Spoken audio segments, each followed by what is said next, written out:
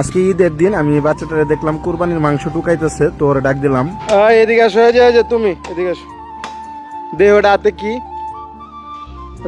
কি নিল? এটা গোস্ত। ও এতে কি দেখি? ও এতে এগুলো গোস্ত? এগুলা কেমনে পাইছো? আচ্ছা তুমি একটু সাইডে এদিকে। মাংসটা কি করবা? এটা কি করবা মাংস? বাড়িতে নিয়ে খাইবা? এই মাংসটা কাউরে বইলা নিছো? কেন?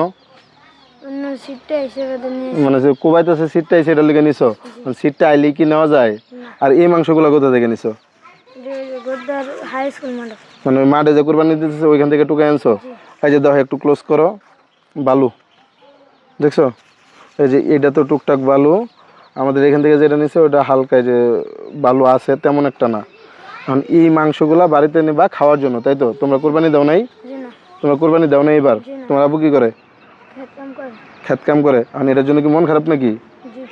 মানে মন খারাপ হওয়ার কি আছে? আমরাও তো অনেকবার কোরবানি দিই না। আল্লাহ পাক যখন দেয়, মানে আমি বড় হয়ে এখন দিতেছি, তুমি যখন বড় হইবা তুমি দিবা। এই মাংস